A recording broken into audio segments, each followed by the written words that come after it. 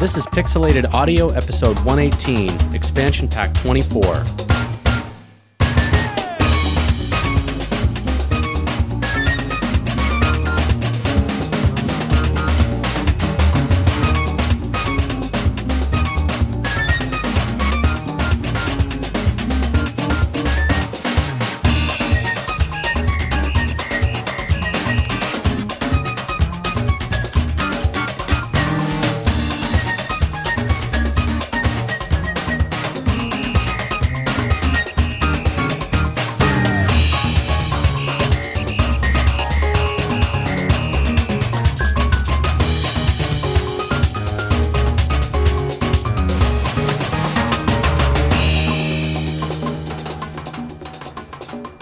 And welcome back to Pixelated Audio, a podcast focusing on game audio, its history, and the people behind it.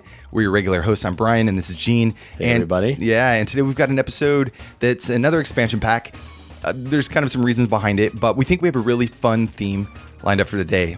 So everybody knows we love sports games on the show, and I figured, why don't we go a step further and cover celebrity sports games? In other words, games that were endorsed with a specific athlete or famous celebrity type. Yeah, like you look at anything from like the mid to late 80s to the mid to late 90s, and there is and even now, there's a lot of these celebrity titles coming out. Tiger Woods, I mean, a very obvious example. But we went through a ton of different titles and went through their soundtracks, and we're trying to find something that either we weren't familiar with. There's a lot of obvious things that we could have chosen from with really great music.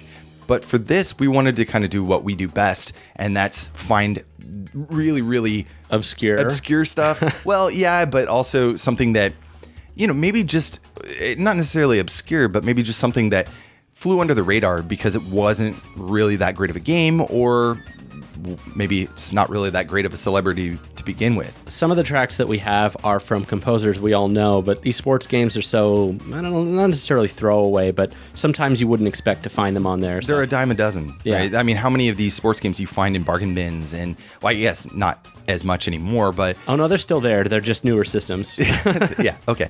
But the thing about these sports games is they were putting them out so rapidly, and a lot of the games are very much carbon copies of other existing games. Just, you know, the new athlete of this year who won the PGA, tour, is this guy. And so we're going to just swap out some graphics and put him on the title, and now it's a brand new game. So there is a lot of that kind of regurgitation for getting these celebrity names, licensed and put, on the shelves. I mean, it's an easy way to sell some extra copies. So I totally get why they do it. In fact, a lot of these games were just rebranded with a different athlete, or they had no branding and they're like, well, let's put somebody famous for this region and then sell a few extra copies. Bingo. Because I noticed that a lot of the games that I chose were strictly like a golf game or, a tennis game or something like that. But depending on the region, if it was a European game and, there's really hot European tennis player at the time, then they would swap the title out, change the the title screen, and there's your multi-million-dollar selling game. Well, I don't know about that, but well, some of them anyway. But I think we both struck on the same thing. So let's talk about that track that just brought us in. Yeah. That was from Samba de Amigo. No, I'm just kidding. When I first heard it, I'm like, that doesn't belong. It was in a golf game. This is Miyazato Miyoshi Kyoudai Naizou Sega Golf Club, which, Brian, you're going to have to translate what that means, but I think in this idea, it's just saying like this guy with his family. Yeah. And that's about it. So the game was a Japanese PS3 launch title. It's the third release in the Sega Golf Club series, but this time they added the license for the Miyazato family. It's actually 3 pro golfers, 2 brothers and a sister, who I think the sister no longer plays, but the 2 brothers are still professional players. Mm-hmm. So they've won collectively quite a few tournaments together. And that's pretty cool. Yeah. I don't know much about the game, and I could not find a composer on this one. Couldn't find anything for any of the Sega Golf Club games because they're just these like under the radar, like right. The first 2 were in arcades. Couldn't find any video clips, no credits on anything. I had Brian look. It was really hard to find anything. Yeah, I turned up empty-handed as well. It's probably some studio gig. I mean, we can always fall back and say it's some Sega. Studio guys just gotten the. Yeah, I mean it is a Sega game, so it's probably one of their house guys, but it could be anybody. It was around 2006, so yeah. Who knows? Anyways. So these expansion packs, if you've been listening to our show for a while, you know how it kind of works out. Gene and I make 3 or 4 picks each, pick some stuff. Don't let each other know. Gene happened to kind of look over my stuff, and I said, Gene, no, you're breaking the rules. And he does that a lot, so I'm trying to, tame him a little bit better. But we pick 3 to 4 tracks, and we don't tell each other what we're going to pick, and we hope that we don't have collisions in some of the stuff. I picked some backups just in case. I always do for these specific themed shows. Right. And that first one was kind of just we collectively wanted to just bring that in. It was a fun track to start. It was short. It kind of worked out good for this episode because it didn't make any sense. So I like that. But yeah, I want to apologize too. We're planning on doing, so this episode, let me kind of backtrack a little bit. We're planning on doing like 2 to 3 different episodes since then. We had them scheduled, we had them ready to go. And our research is all done, and we're just getting excited to record. I got just completely wiped, knocked out, sickness, pneumonia, and I'm kind of on the mend right now. And I was bedridden and could not do anything for weeks. And so it pushed back our recordings. We had an interview scheduled that got pushed back, and it's been a very nasty time of sickness. So hopefully I can make it to the end of this episode, and next week we can get back on track. But do want to apologize for being a little bit delayed on this one, and picking such kind of an easy one is actually a lot more work than I thought. But same here. I thought it was going to be a fun, easy one where we could just come up with some really quick tracks. It ended up being so interesting. I wanted to keep digging more, so right. I found some really, really deep cuts. Yeah. Well, let's go ahead and get into our first track. Did you want to start off, or do you want me to? No, you're starting off. Am I? Yeah. Okay. So let's take a listen. This is from an artist we've heard from multiple times. In fact, we had him on the show, Matt Furniss. This game was for the Atari ST, and I picked this because there's other versions that are really, really good, but it's called John Barnes European Football. And I heard the ST version, and I was just like, wow, this is really cool. It's really unique, and I think hearing something from Furniss, we haven't really heard much from as far as the Atari ST goes. We did hear that squash game when we had him on. Jennifer Khan's. Yeah, squash. I believe that was Atari ST. And then I found this, and I was like, crap, like another, Furniss licensed celebrity sports title. Let's take a listen. It's really good. It was composed by Matt Furniss, came out in 1992 for the Atari ST. This is track 1, so let's take a listen. We'll be right back.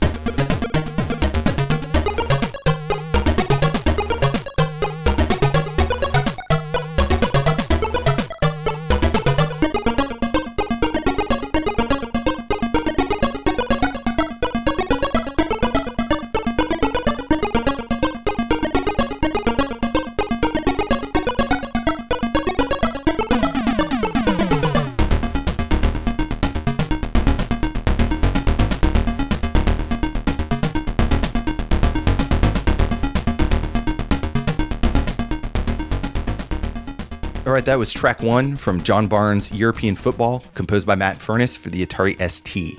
It's a groovy tune. It's a really good track, right? Yeah. I don't dig into the Atari ST probably as much as I could or should. It's one of those platforms that I always forget has actually some pretty good stuff on it. Yeah, not like I don't like the music, but it's just sort of, it doesn't come to mind as one of the first places to look. There's a number of tracks that are just drop dead amazing, and I feel like this is just a very solid, fun track. It doesn't really sound that Furniss-like to me.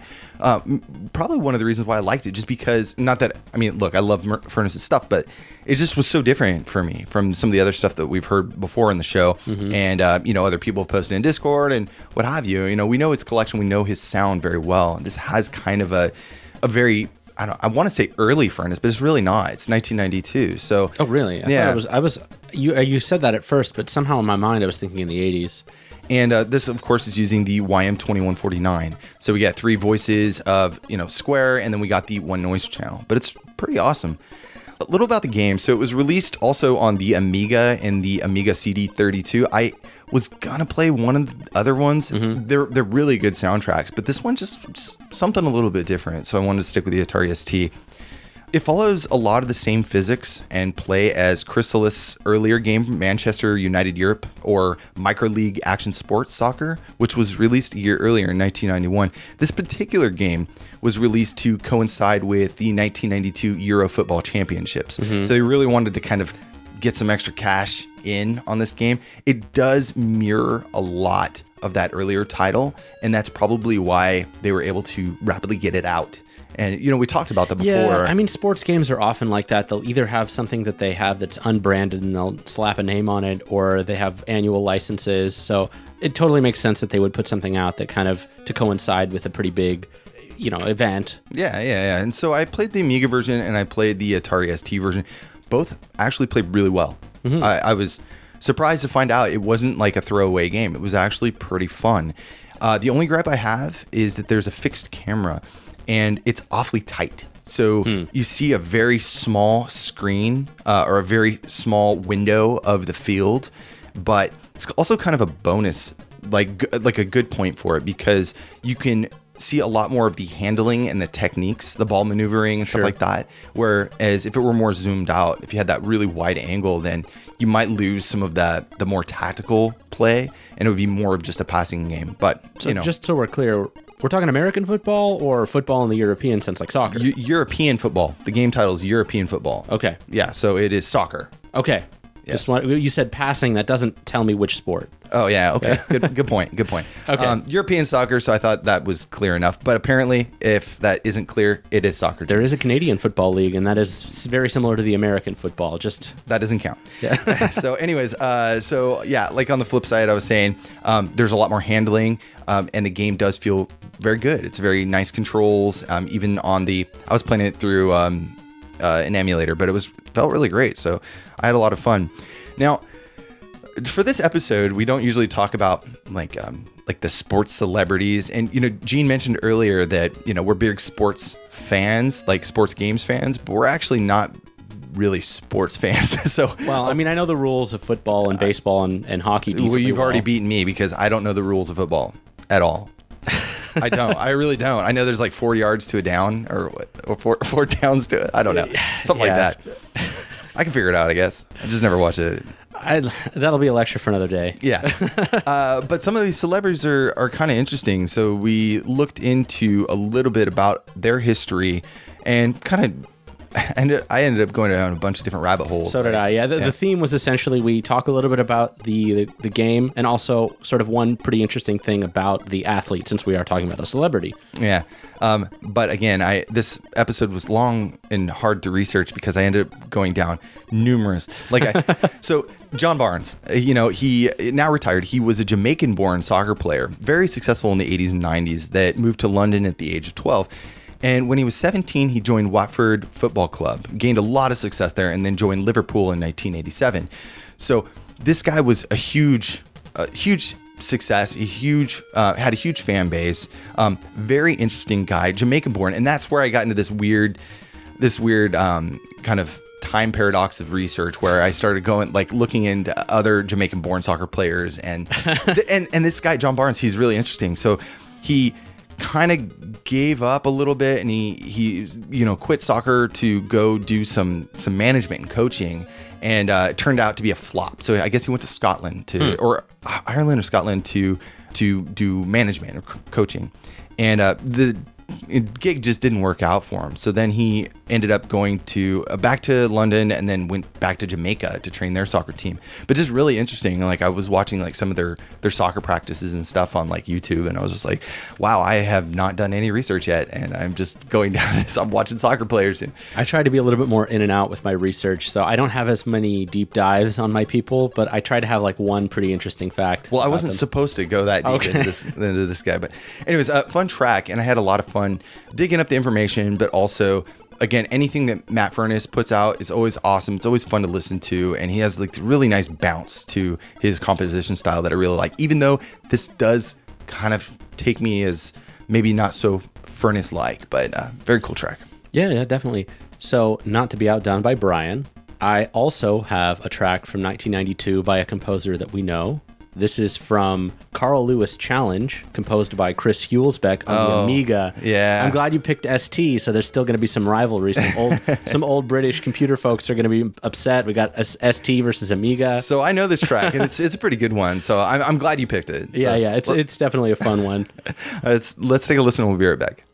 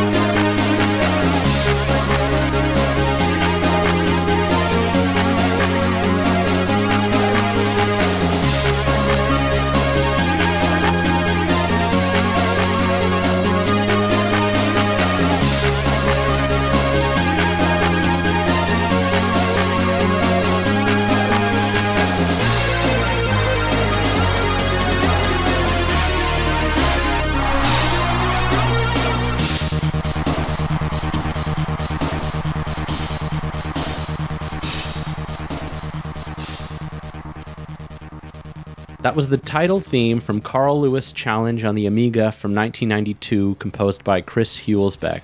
A very Huelsbeck thing to do, and a very Amiga sports thing to do. It's just over the top 80s. It's a cross. Super pop. Cross between Chariots of Fire and like classic 80s synth pop. So Huelsbeck. Yeah. And, the guy can't escape his style. I think he really has like a hint of Turkin in like everything he does.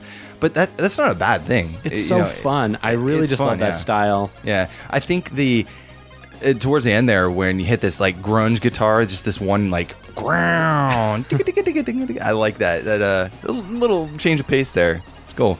This does remind me of pretty much every late 70s, early 80s movie that involves some kind of exercise or workout. Training montage, marathon, whatever. Somebody crossing the finish line triumphantly, basically. Yeah. So I'm going to go through the facts real quick. This was developed by Tech London, which mostly worked on sports games and conversions from the late 80s to about the late 90s.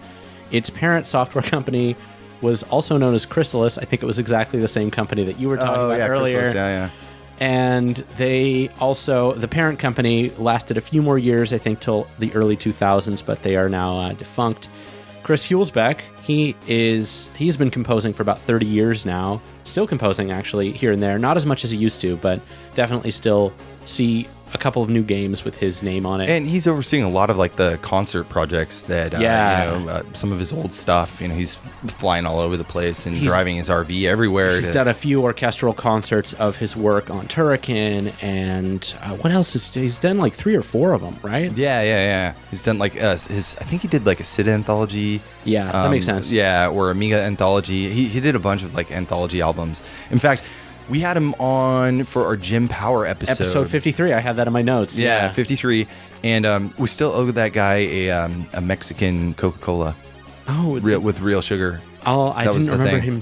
I just haven't seen him, so like I gotta next time track him down and just be like, here, dude, remember like 3 years ago I owed you this, and so. But anyways, really cool guy, nice, very nice music style. I really like everything he puts out, and this track was just a lot of fun. Was this like Pro Tracker, or is this using his own? It's using his Amiga format, which is I think the one that has 7 channels. TFX or TMFX or whatever it was. So let me get through the game real quick and our athlete du jour.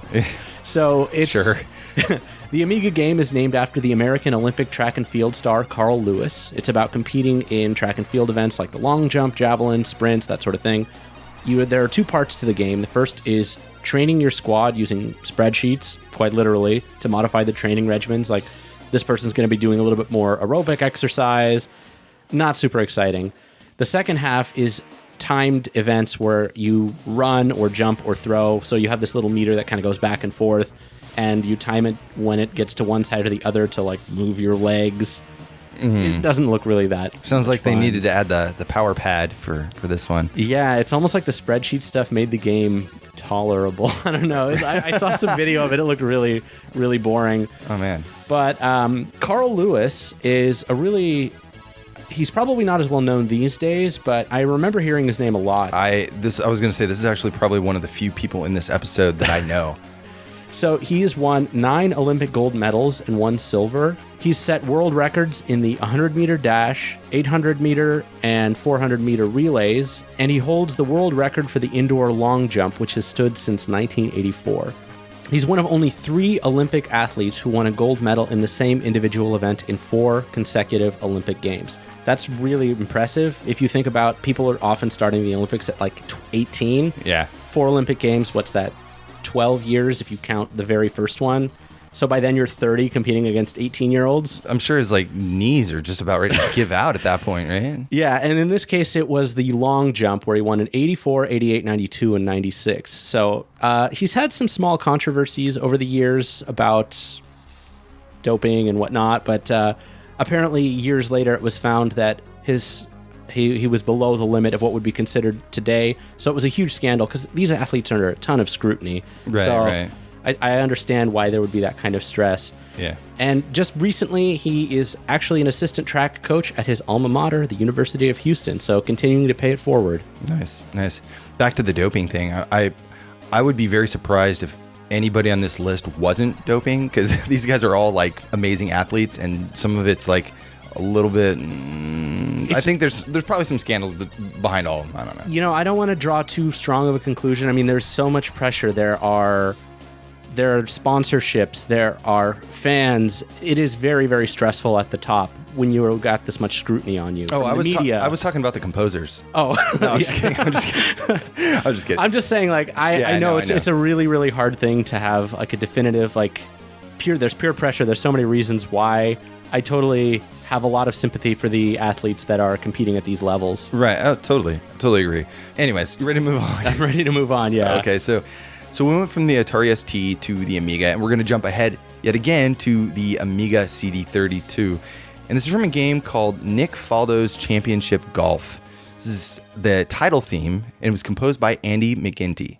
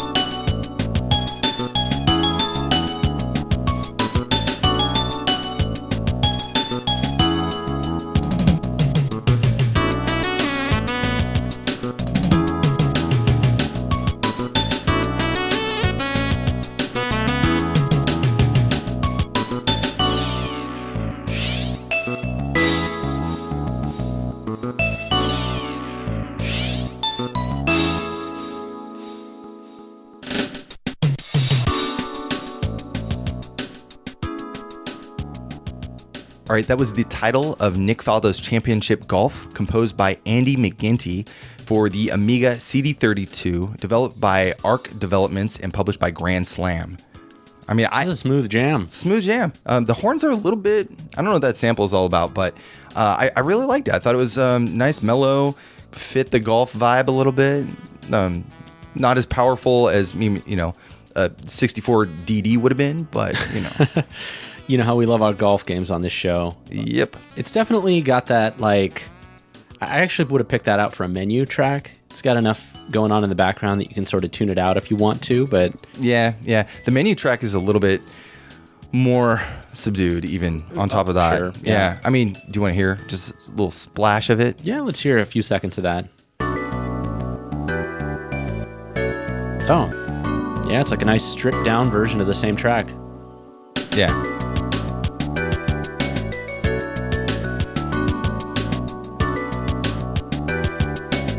All right, yeah. It doesn't really go anywhere from here, but I like it. No, it works. It's a cool track. Anyways, the game is actually a lot of fun. So if you've never played it before, this is actually one of the stronger golf games on the system. It's probably third to Sensible Golf and PGA Euro Tour, because Sensible Golf, like, I'm a huge fan. It's not really that serious. This is more of like a golf simulator, kind of Hot Shot style.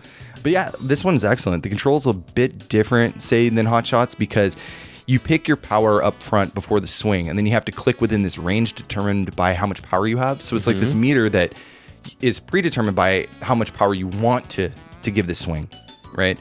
And then after you click the desired power, then it gives you like this kind of crosshair. Oh, so it's like a fine tune kind of thing. Okay. Yeah. And then on top of that, you get this bonus power or wrist snap, if you will. to get a little extra, bonus yards or whatever in your swing. It's a little strange, but timing works out pretty good if you get the hang of it. I really like this game. I thought it looks great. The graphics are incredible. Even on the OCS or the ECS, looks spectacular on the CD32 though. Very nice color blending. I feel like there's a lot more overall clarity. But on the Amiga, it was originally for the Amiga. The soundtracks are actually identical. So real quick, going back to the composer. So Andi McGinty, he is an Irish composer and sound designer that was one of the main composers at Arc Developments alongside Mark Cooksey. You might recognize his name from Johnny Bazooka-Tone for the PS1, 3DO, Sega Saturn, and DOS, but he got his humble start on McDonald Land for the Amiga in 1992, and directly after that worked on Nick Faldos Golf.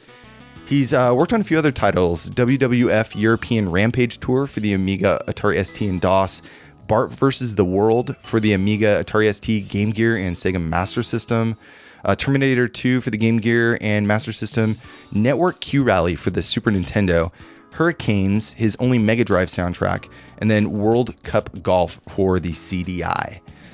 His primary weapon of choice was Pro Tracker, kind of like what we're hearing today. This is all Pro Tracker stuff. I'm playing it through OpenMPT.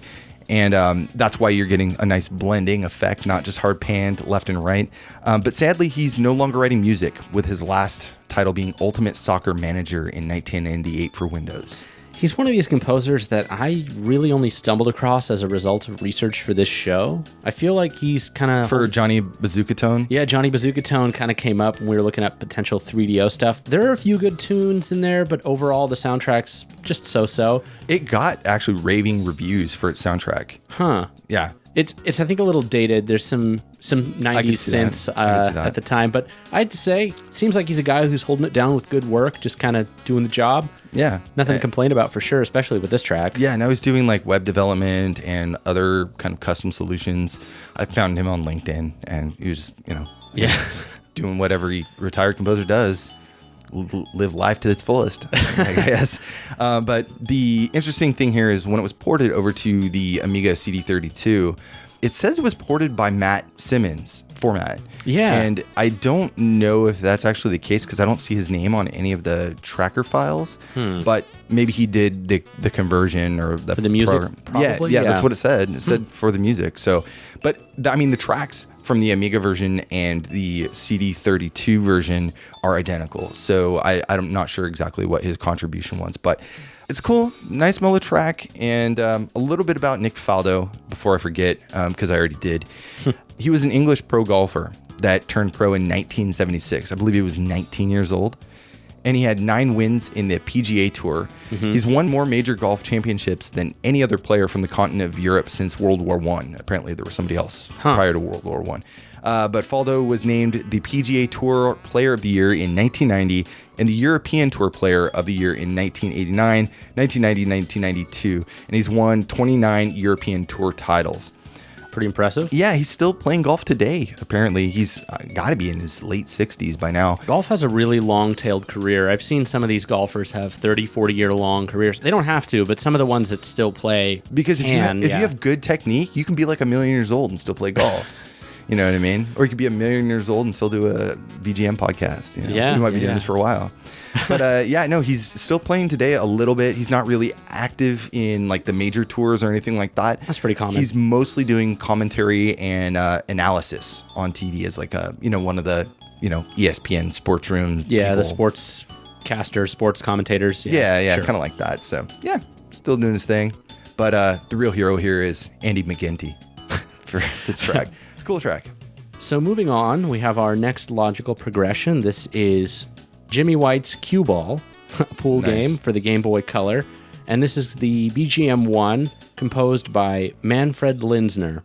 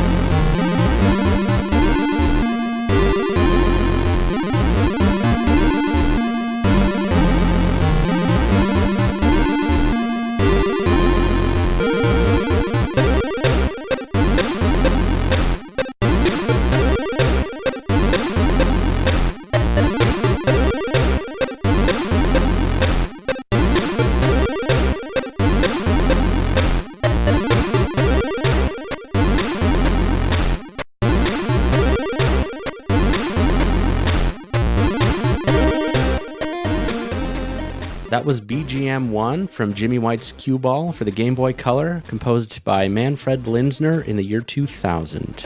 It's a really great track, and I would expect nothing less from Linzner. He's got such a groovy style to his stuff, or it's really, really fast and like frantic awesome.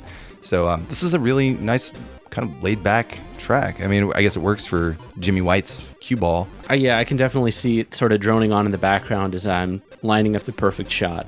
Yeah, really crunchy bass. I like the arps kind of accompanying everything. It really fills out the track and gives it this just meat behind it. That's really nice for, you know, a Game Boy track. And that melodic figure is just so catchy. Yeah. In those, I love arpeggiated chords in that European style. Yeah. It's sort of like washing, kind of fading away in the background sort of thing. Yes, and this is on VGM Rips, and it's big shout out to Harma Devil for, you know, ripping this and putting the pack up online because, you know, somebody had to do it. It's a great album. Well, I say that a lot. Great album for a game, but yeah, that's how I think of it, I guess. So it's a really great soundtrack. So yeah, thanks for putting that up. Well, let me talk a little bit about Manfred Linzner before we move on. So he started in the demo scene under the handle of Pink and worked with the group Abyss. I want to stop you for a second. Oh, yeah? Listen to a lot of our Impulse Project episodes. We've talked about the guy a ton. So he has a really rich demo scene background. He does. If that wasn't clear from the track you just heard, that sort of classic European computer thing, I think he's one of these composers, if he had been just a few years earlier, he'd probably get talked about a little bit more. I think so, too. I mean, his music's great. Absolutely. Everything I've heard from him has been awesome. Yeah, and he's still very active He today. is. Yeah. So I was going to actually go on. One of the things that's interesting is Abyss went on to found the game company Shinya Multimedia, where Linzner continues to work as anything from producer, composer, designer, graphics artist, sometimes a little bit. I don't think he does the graphics as much, but he's done all of those things and has written music for a number of games, including Iridian 3D and Iridian 2, Nanostray 1 and 2, and the F-Zero spiritual successors, Fast Racing Neo and Fast RMX. Right. So just a little background and a little, I guess, spilling the beans. We actually were going to have him on for an interview for Fast Racing Neo when it came out on Switch. It was like one of the launch titles. One of the launch years ago, right? Or a year or two? Yeah. 2017, I think. And he was so busy with stuff that was going on because they had just released the game, or I think they were just about to, that we had to put it on hold. And to be quite honest, I forgot. And so now we gotta get him back on because we got to get him back in the loop to get him on because the guy's he's an interesting individual, and I'm very curious to hear his thoughts and his story about how he got where he is, because, you know, up until this point all we know is from his music, which is incredible. Again. Yeah, I'd love to hear it straight from the guy because he's been involved in so many different aspects of development, which is very common of demo scene folks. Yeah. So I'd love to hear his story.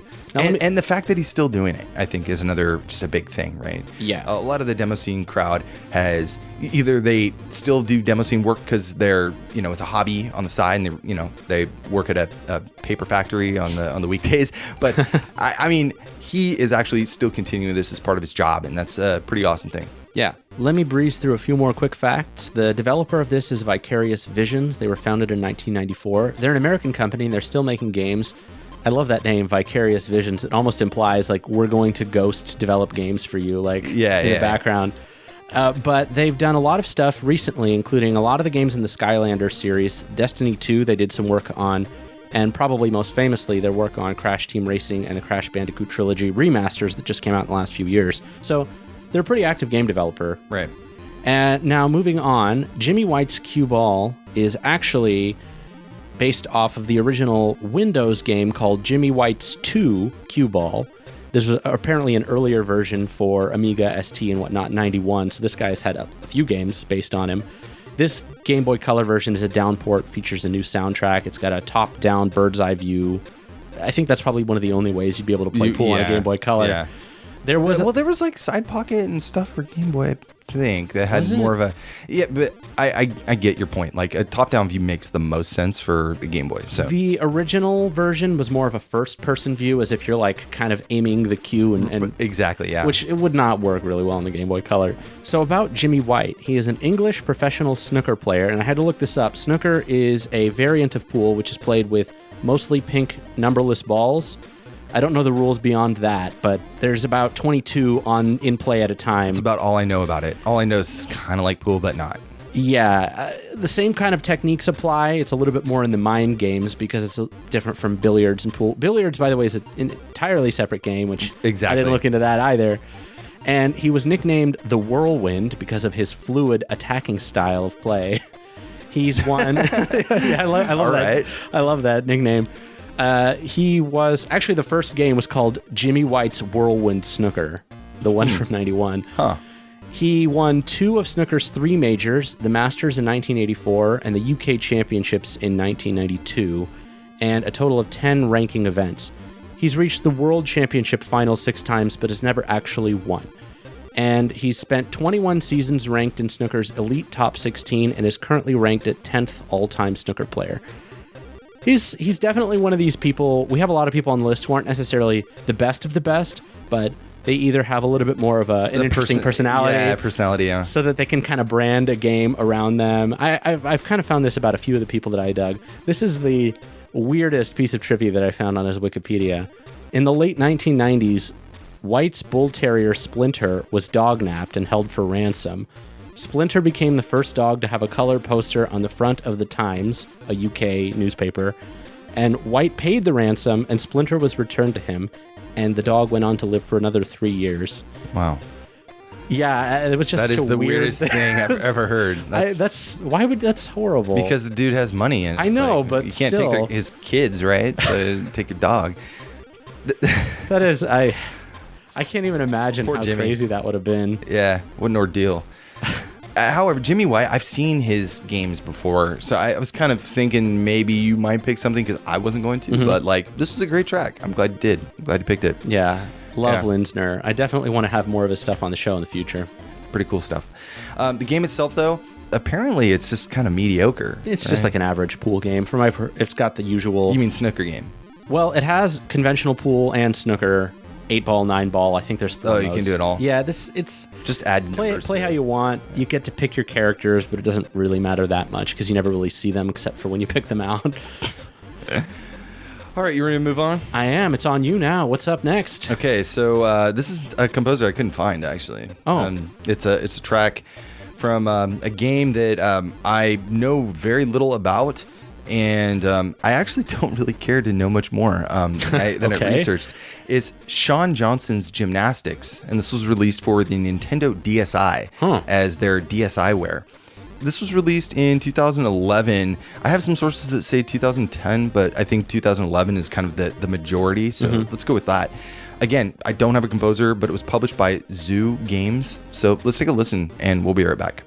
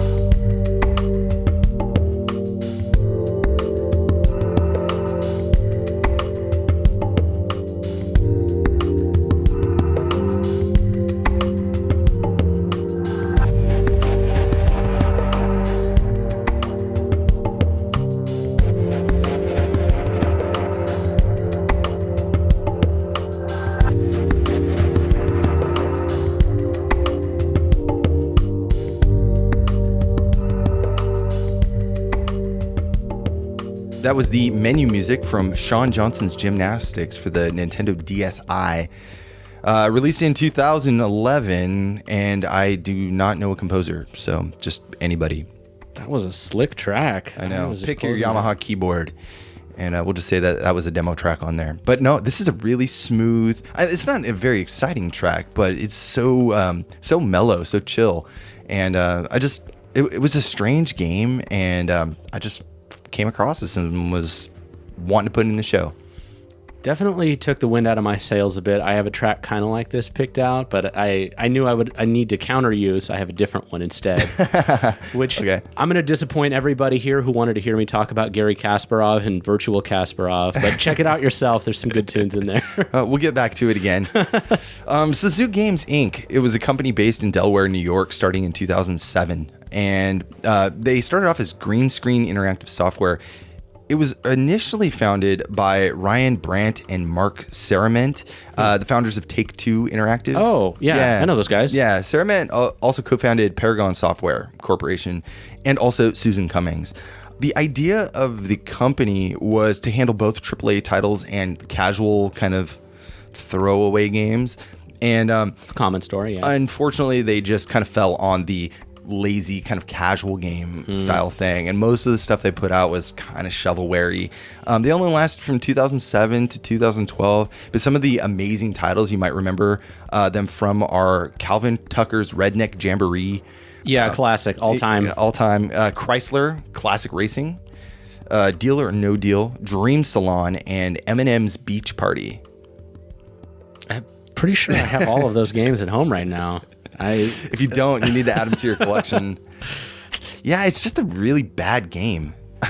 I was really wanting to try it. I didn't actually play it. I was looking at different screenshots and I was watching some gameplay videos. And the game, even though it revolves around gymnastics, the game itself is really just tracing lines. It really is. It's literally tracing one line, connect the dots, and move to the next line and connect the dots. There's no button mashing Olympic style thing that you would expect to, like Mario and Sonic Olympic Games or something like that. It doesn't have like a mini game aspect to it. It's really like this, can you draw a straight line or, with the right timing, or can you not? Well, it's bad. I kind of get it, because at least with the shovelware games, you have to have this sort of simplified representation of the sport. And if you're going to make it low stress, hopefully you found something. I don't know if that's actually a fun thing to do. This looks really bad, though, man. Like, this looks really, really bad. In fact, I was looking for any reviews I could find on it. Nintendo Life, actually, which is a really great website if you're into Nintendo. They gave it their worst rating possible, a 1 out of 10, saying it was like abysmal. It was just like a really, really bad. So it's really just a lazy, poorly designed, poorly executed, and poorly programmed title. Now, there's a few interesting tracks in there. There's like a national anthem, which is a little bit on the weak side. Then there is this really weird, like hip hop, kind of fake hip hop song in there that I really didn't want to subject everybody to. It wasn't that great. But then this one was really mellow and just, I don't know, fit my mood. I was looking at this like at midnight, like the other night, and so I was just like, okay, yeah, I like this one. I'm kind of glad you picked it, because it's definitely something that I think we don't give enough credit to the people that have to do the kind of crap work. Yeah. To do the music for these sorts of games. I wish I could have found the composer. In fact, he probably, or she probably didn't want to have their name on this title, just, in association. Very likely. Yeah. Shawn Johnson, though, is an American artistic gymnast. I don't know if you're familiar with artistic gymnastics. That's sort of more not acrobatic, but it's a little bit more showy. Yes, exactly. So less doing the gymnastic maneuvers and more focus on the kind of presentation and like the dance and almost ballet aspect to it. And so there is a huge following, and it's actually one of the biggest crowd drawing events in the Olympics and other major world games. So very well-known American gymnast. And she was really, really big in 2008 because she got the 2008, she got a gold medal. I remember seeing on the TV all the time. Yeah, she was like, people loved her, and she was a very, I guess, had a very sweet demeanor and just came across as a very personable human to talk to on like talk shows and stuff like that. 2008. I don't think I was in the country then, so I don't remember, but Johnson is also a 5-time Pan American Games gold medalist, winning the team's titles in 2007 and 2011, as well as the titles in the all-around uneven bars and balance beam in 2007. I just want to take a moment to say that when we talk about these accomplishments out of context, it sounds like, oh, pretty cool. You have to remember that these people are operating at the highest levels. These are like the superhumans of people. I mean, when we were talking about Carl Lewis, breaking world records, holding records for 30 years. All of these people, well, maybe not Jimmy White as much, but all of these people are just amazing and definitely deserve these endorsements. I think it's been really cool to actually dig into the history of some of these athletes. And a lot, like, again, we're not really big sports people. I can totally get behind it when I'm watching, but like, I just don't. I just never keep getting drawn into the thing like American football. Like my dad wasn't into it, so I think it just kind of trickled down to me that I didn't get into it. None of my friends were into it really. So like, and where I grew up wasn't a football town. So like, that's one of the reasons. I did get into soccer pretty heavily and I followed a lot. I still watch, matches and stuff, but I don't know like the players very well or anything like that. So I think if it's not your local sports teams, it's pretty much just like the Olympics that a lot of people are into. If you're not already into sports to begin with. Right. Like I'm really into the Warriors and our awesome hockey team, but the Sharks, they yeah, I know. But I mean, trust me, I've been a Sharks fan pretty much my whole life and they're almost amazing. Yeah, they're almost always almost amazing. But going to like a game or something is always fun. Oh, totally. Yeah, it's always a blast, especially hockey because it's not blazing hot. It's nice and cool. Yeah, anytime that they're playing, pretty much. Yeah, but that being said, it was fun going through some of these athletes and learning a little bit more. And I want to say the same thing about the composers. Like these guys are. A lot of them are writing music at just such a high ability that I could just never attain. That I think that's one of the reasons my fascination for game audio is just so high. So yeah, it's been a lot of fun, especially seeing composers whose names we recognize in sort of a context people don't normally point them out for. Right. All right, so moving on, what do we got next? So this is from Anna Kournikova's Smash Court Tennis for the PS1 in 1998. I don't have an exact composer. Didn't we just talk about Anna Kournikova like a few episodes ago? Did we? We did. Yeah, we were talking about tennis and golf, and it all kind of got intermingled. You know what really surprised me? It was like Andre Agassi and Anna Kournikova. Yeah, what surprised me was how long ago her professional career was. I thought it was just like 10 years ago. She stopped playing in 2002 or 2003. What? No, yes, really? Yeah, really. She played from like 95 to 2003. Man, I feel old. We'll talk a little bit more about that after we play the next track. So here is a drum and bass track. I don't have the name of it because in the files they were all just sort of generic numeric tracks. So take a listen and we'll be right back.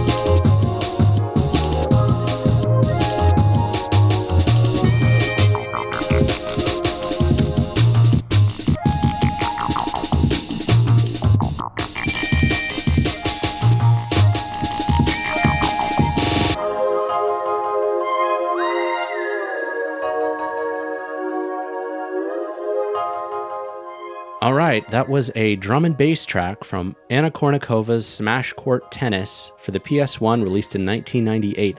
List of composers is very long, and I'm not going to bore you with it, but it's the Namco sound team. Okay. It just comes together real well. It's really fun to listen to. It's not that long either. No, it's like a minute 40. You know what I really love about drum and bass from this era is, especially Japanese drum and bass, it's kind of The hard edges have been smoothed over a little bit from the early jungle stuff, so it's a little bit more reined in. There's a lot more of these soft pads.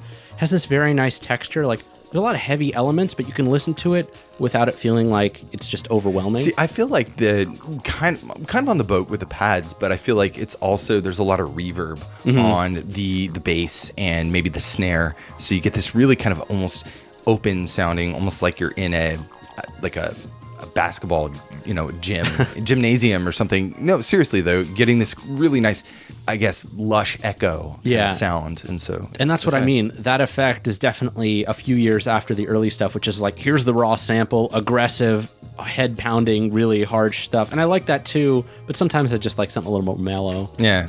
So I'm surprised you picked from this game. I thought you would maybe do some, I mean, I played this, and so I'm not that unfamiliar with the title. I don't remember it that much, but I'm surprised you picked this track. Why did you go with this game? I was digging around in, I think it was Josh W, looking for tennis or something like that, and her name popped up, and I'm like, I forgot that actually came out. Turns out that this is actually part of the Smash Court series. Oh no, I actually remember how I was looking for it. There was a different tennis player, Roland Garros, who had a 2005 version, still using the same engine. So I was looking for Smash Court Tennis, and like, I didn't know that there was a previous game where Anna Kournikova was the sponsored athlete. So I dug into it, and it's like classic late 90s Namco music, and that's who developed the game. Right.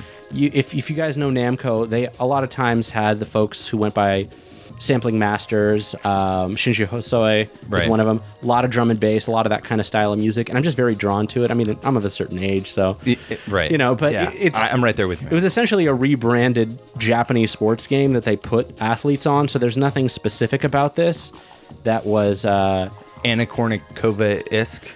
Not really. In the Japanese version, it's just called Smash Court 2. And you can unlock characters like Heihachi in it, so it's not really a serious tennis game. Right. I know, no, it makes sense because, like, again, this kind of goes back to what we were saying in the beginning of the episode where, these games were rebranded because of who was popular at the time. And that just is a testament to the era, right? That Anna Kournikova was huge in the, I still can't believe, the 90s, late 90s, early 2000s. And they were like, we got a PlayStation game coming out. How are we going to sell it? Let's put her picture on the cover. I want to get into this because this was so mind-blowing when I read about Anna Kournikova. So she's a Russian former professional tennis player. She's one of the most well-known tennis players worldwide, to the fact that, like, we both thought of her when we were just thinking of random athletes in some of our earlier episodes. But she really only played from about 1995 to 2003 professionally. Almost every one of these other athletes we've talked about has had like 10, 15-year careers. Hers was less than 10 years long. Wow. Why is that? I mean, she suffered a lot of injuries, as it turns out. Towards the 2001-2002 season, she started to have back issues, sciatica, not slip disc, but she had a herniated disc, spine problems. So by the end, I think it was just sort of getting increasingly painful to play. That's too bad.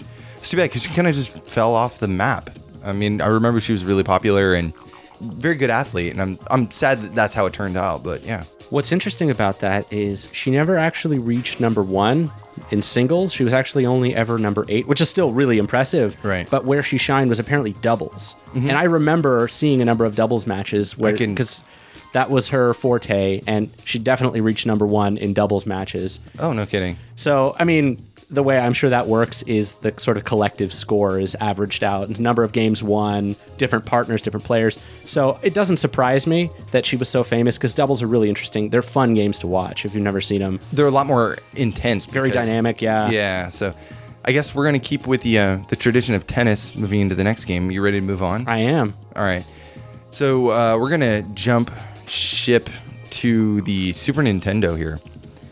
And this is a track from Jimmy Connor's Pro Tennis Tour. And yeah, I kind of wasn't digging the soundtrack that much at first, but it actually kind of grew on me, and there's a few reasons why. So let's listen to this. Is the Win Tournament track. Let's take a listen. We'll be right back.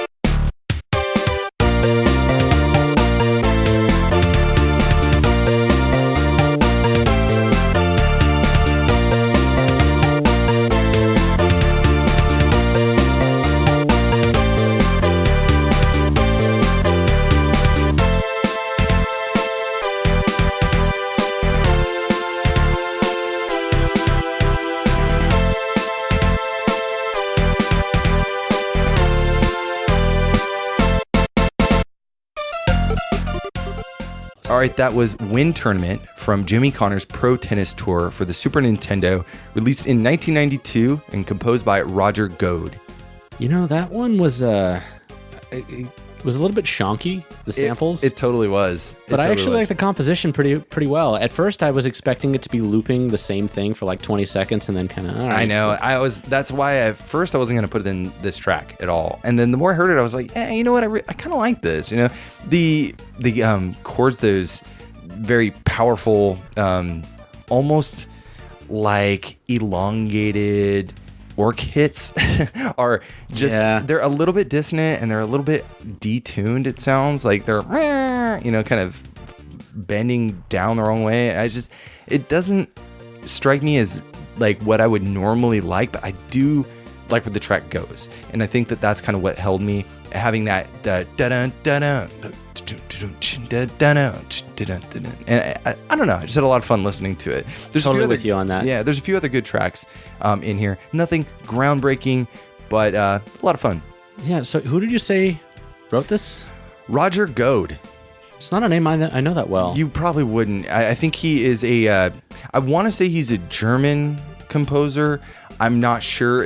I don't have any information on him other than that he has done Der Planner and Geheimprojekt, DMSO, Railway Challenge, and Jimmy Connor's Pro Tennis Tour. Other than that, there's nothing that I could find.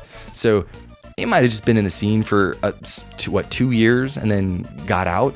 But he's clearly in the credits. So this was him. Yeah, around those days, it was really common for people to just kind of be in and out from making music for a little bit. Yeah, sure. So I didn't look too deeply into it, but what I did find, it was just those 4 titles. And then he did some QA for Das Telekommander Kirchzerrück. So sounds like a German guy for sure. Yeah, sure. The game itself is actually not too bad. I was very surprised that it plays pretty well. You have to, it's just like any other tennis game in what you're doing. It's basically Pong, right? But if you move your character, there's kind of like this little square that shows up on the court, and that's where the ball is going to be and where your player needs to be. And so you can kind of time stuff out. The game isn't incredibly challenging. It really comes down to learning the timing of where the ball is and how it's, like where in relation to your character and where you're going to have to swing or when you're going to have to swing. So it's a little challenging in that regard, but after you learn the timing and stuff, within 10 minutes I had it down. In fact, I was actually more impressed. And so I played the Super Nintendo version first. I was more impressed by the Lynx version. This was also released for the Amiga, C64, Atari ST, ZX Spectrum, DOS, and then Lynx in 1993. And so I was like, okay, Lynx, let's try it, because there's some stuff like I've been wanting to put an episode together for Lynx for a while now. There's not really a good logged format for Lynx music. It's using the Mikey chip, which is kind of like it was done by the same developer as the Paula. So if you are familiar with how that chip works, it's kind of the same thing. It's like these small PCM samples, 4 different channels, and so it's not really a good like logging format yet. So it would have to be through emulation or hardware recording. And this track, do you mind if I play a little bit of this track? There's no audio out on the Lynx, is there? I think that's one of the reasons why the... Well, no, the Lynx 1 actually had mono output, and the Lynx 2 had stereo output. But it's still going to take some work to get this to work. But sure. We'll listen to like it through an emulator through Handy, which is like the best Atari Lynx emulator. I used it a little bit. It's actually pretty good, but I don't know how accurate the audio is because I have no frame of reference. The audio is okay. It's not the best, but it's the best you're gonna get. And so I do want to hear a little bit. Definitely. The sound is actually really fun. So let's take a listen.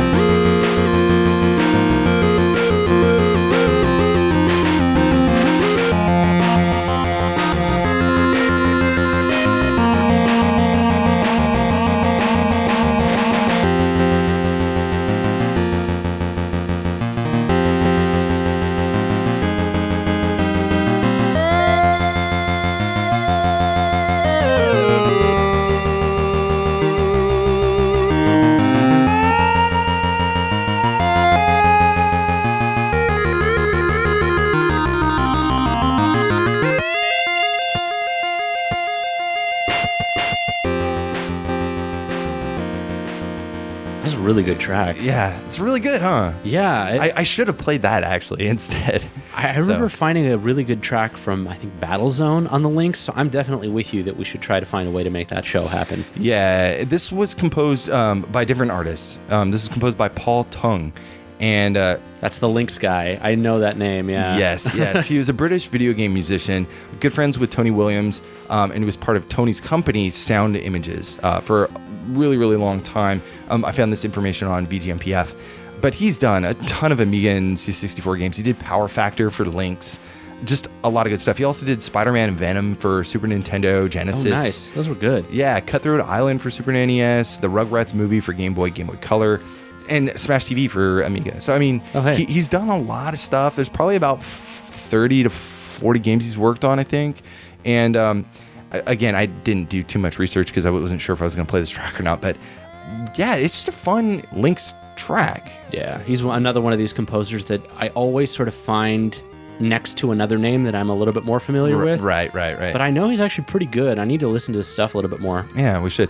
We should definitely do a Lynx episode. Oh, yeah. We can figure out a good way to do it.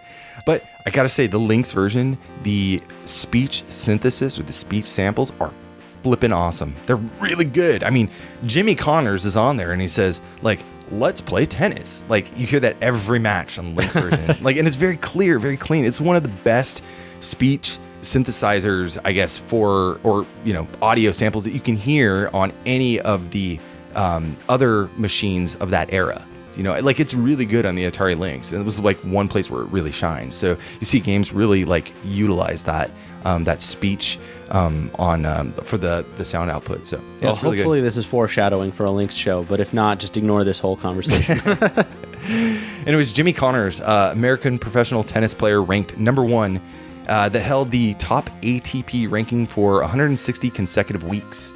Retired in 1996, but Connor still holds the prominent Open era men's singles records, 109 titles, 1,556 matches played, and 1,274 match wins. Wow. Yeah, his titles include 8 majors, the 5 U.S. Open, 2 Wimbledon, 2 Australian Opens, and 3 year-end championships.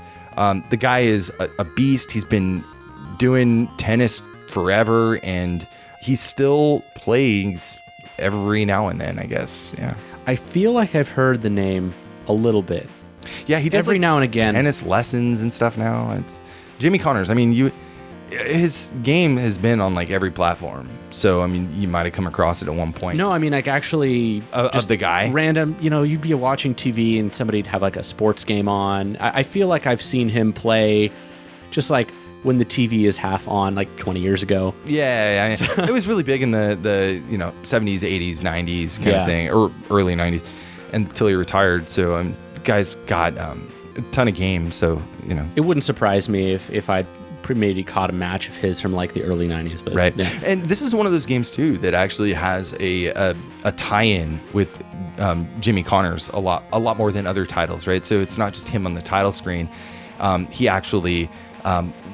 it's his voice doing the speech, and then he will you could do like leveling up character things where you battle against other players of the time, I guess. Sure. Whatever. But yeah, he's got his face, I think he's got like a mustache on the title, and he's like, his mouth moves and everything. It's pretty funny. Yeah. Anyways, all right, so moving on, what do you got next for us? This is your last track, right? This is my last track. This is another Super Nintendo game. This one totally never heard of before. It's from a fishing game. For Japanese only, called Shimono Masaki no Fishing to Bassing, or Bassing, I guess. It is a fishing simulator with Masaki Shimono, who I had never heard of and probably would never have heard of. So the track we're going to hear, which I think is the end credits for the game, is called Shooting Stars.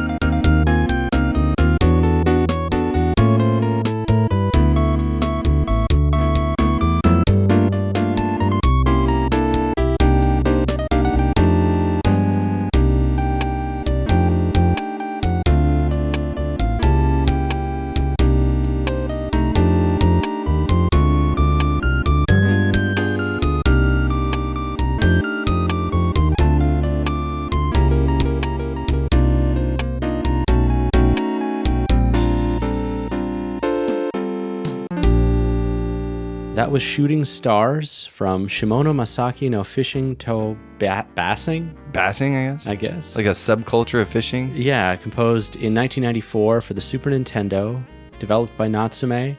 And the composers listed are Iku Mizutani, Kinuyo Yamashita, and Shinya Kurahashi. No kidding.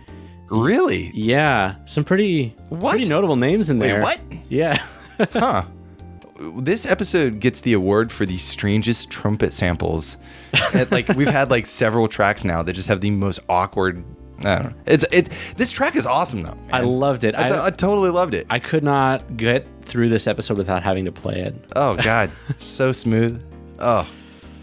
So let me go through the composers real quick. Yeah, keep it light because we've talked about every one of them in depth before, I'm sure. I'm just going to bring up the hits here. Iku Mizutani, Metal Gear, Snatcher, Shatterhand.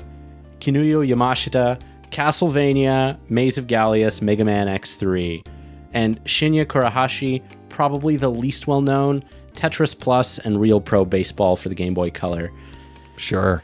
Still, all-star cast. This is a fun track. Do you know if this was one of the I couldn't individual tell who wrote what. There was another fishing game that Yamashita was on where I could tell it was clearly hers, but this one, I don't know who wrote it. Huh. Well, I mean, it doesn't matter. It's a cool track. I'm glad you put this on here. We got some really loungy stuff. We had some really inappropriate sports music on it. But altogether, it was a really fun episode. There's... wait.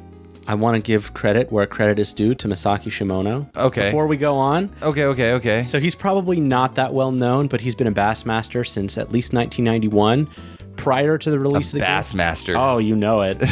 That's a serious fish to catch. I'm not doubting his ability. I'm just saying, that's dope. A title to have. Prior to the release of the game, he had about 3 top 50 finishes, and competitions in fishing often have several hundred competitors. He's not the best of the best, but he's up there. He's pretty good. Huh. So I didn't have any other real information about him, but he still fishes he still fishes, I'm sure, but professionally, I think a little bit here and there. I guess I'm not surprised they made a game. I mean, angling, that's what the sport's called, right? Has a very popular fan base in Japan, especially. I think that they really love their fishing games there, so I could see this. I mean, it's a fishing culture in Japan for sure. Yeah, I could see this being a big thing there.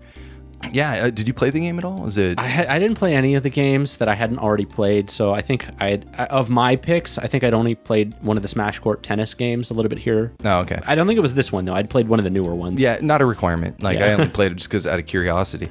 But yeah, I had a lot of fun talking about some of these different sports titles that otherwise we wouldn't have, done a full featured episode on. A lot of good stuff though. So I'm glad you had some really good tracks to bring to the table. I found some really awesome stuff, I think, too. So it's good. Before we close it out, I think we're going to have a couple of runner-ups or little honorable mentions. We're not going to play any tracks. Some of the sports games and athletic games that didn't make it onto the show but had either really great music or interesting stories. Do you want to do 2 each? Or 3 each? Just say them. Right. I mean, Bo Jackson for me was a big one. I think Bo Jackson, Tony Hawk Pro Skater, I like those. A lot of licensed music there, so I can't really do that. Was Shawn White snowboarding? I think it was mostly licensed tracks. Yeah, mostly licensed stuff too. I mean, any of those games. Larry Bird. Yeah. Magic Johnson had a few games, right? Yeah, Fast Break. I think Yeah. Tim Fallon. Check out O'Leary Manager 2000. The title screen for that one's pretty solid. Kind of a classic C64 demo tune. Virtual Kasparov. Oh, yeah. Yeah, those are more laid-back background tunes, but just read up about Gary Kasparov. You might know him for having lost to Deep Blue in the late 90s. The supercomputer that was designed to play chess. Yeah. Mark Davis, the Fishing Master, similar composers to the last track. I almost played Mark Davis, a track from Mark Davis, but I thought, this is too mainstream, man. It's too mainstream. And actually, Foreman for Real had a few good tunes in there that I found. No kidding. Yeah, both the Super Nintendo and the Genesis versions, although they're a little bit hard to find. I got another one, Wayne Gretzky, hockey. I found a couple there too, but there was too a few, mainstream, right? There's a few good tracks in there. Some of it was kind of but it was good stuff. There's a lot of fun stuff to be found, I think, with the these sports franchises too. And there's a lot of stuff. The reason why we cover a lot of sports games on the show is because there's just a lot of love and care was put into the soundtracks, regardless of like how appropriate it would be for a sports title. And a lot of the games are all about high action and keeping that intensity. So that's why a lot of the music is so, heart pounding and really catches you. And I think that's a big thing for a lot of the Konami sports titles too. Yeah, and it's unfortunate, but nowadays a lot of them are just licensed tracks, and for obvious reasons we're not going to play those on our show. So It's nice to be able to dig into this era of game music that maybe doesn't get as much attention. Right. Anyway, so hope you guys enjoyed the episode today. Again, sorry it was a little bit delayed, and we kind of ended up doing an expansion pack instead of what we originally were scheduled to do, but I had a lot of fun going through these tracks. Same. And yeah, we found a lot of good stuff. Thank you guys so much for listening. If you want to know more about the show, you can find us online at pixelatedaudio.com for show notes and track lists. Please join our Discord server. A lot of great chatter of just general love for game audio. It's not specifically pixelated audio, even though it's like the channel, the server name, but it's just the gamut of stuff. There's a lot of really unique personal compositions that people are posting in there, and it's just it's a fun crowd, and I'm very fortunate to be part of the community. I'm a big fan of the off-topic channel where people post all sorts of random stuff. Right. Disco or a lot of Rippingtons in there. I think I end up starting that every couple of months. Yeah, or Electric Boogaloo always posts like Scatman stuff. That always makes an appearance every now and then. But anyways, join the Discord. If you want to support us, Patreon is the best way to do it, or leave us a review on iTunes. You can go in your podcast app and just click on, 1 million stars and just tell us what you like or what you don't like. You can also leave a comment on the website. Again, join the Discord server. If you want to listen to a couple of classic episodes with some sports titles, we got episode 2 all the way back, Pixel Kickin' Soccer. Oh man. Yeah. That was our second episode. That was right around the World Cup in 2014. There was a lot of good tunes in there, I have to say. Yeah. I think that's when I first discovered, I want to say Tsubasa. Captain Tsubasa, yeah. It was a great soundtrack. I can't recommend this one enough, but episode 69, Neo Turf Masters, such an amazing soundtrack. That was a fun one. That was a really fun one. And did we do any? I mean, we just did N64 Golf or 64 DD. We did Japan Pro Golf Tour and Rackets and Rivals. Yeah. That was a fun one. Yeah. Anyways, and we'll probably do a ton more, I'm sure, in the future. Anyways, thank you guys so much for listening, and we'll see you back in a few weeks for our next episode.